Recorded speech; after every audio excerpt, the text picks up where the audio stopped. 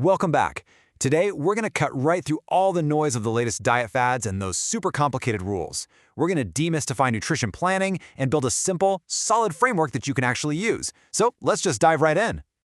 You know that feeling? Like every single week, there's some new diet that completely contradicts the last one. One minute, carbs are the absolute enemy, and the next, they're essential for energy. It's confusing, right? And honestly, it's just exhausting trying to keep up. Well, what if I told you it doesn't have to be that complicated? That's exactly what we're going to break down in this explainer. We're going to build a simple, foundational framework that you can use to make healthier choices day in and day out, no matter what new fad pops up next. Okay, let's start with the absolute bedrock of any healthy diet.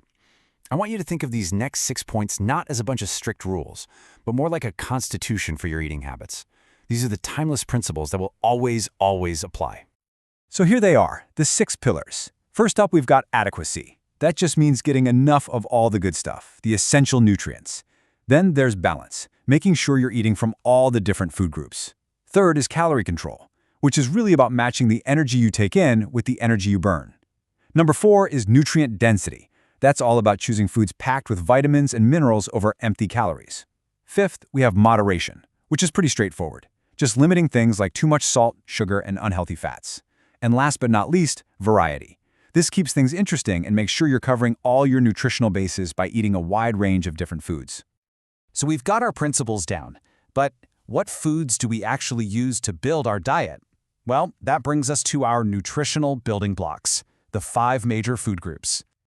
To really nail that principle of balance we were just talking about, a healthy diet needs to pull from each of these 5 core groups. You've got your veggies and fruits for all those micronutrients, whole grains for fantastic energy, lean proteins to build and repair your body, and of course dairy for things like calcium.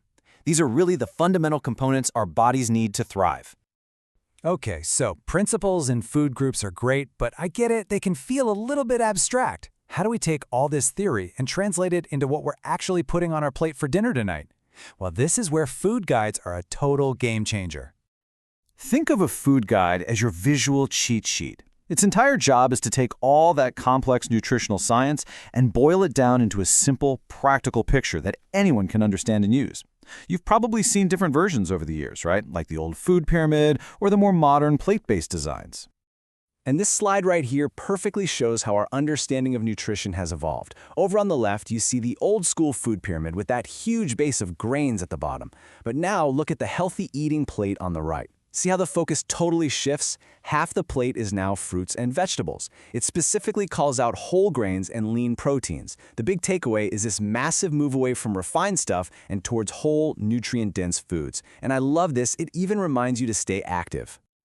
All right, let's get even more practical. How do we take all these official guidelines and just distill them into a few key takeaways that we can actually remember and use every day?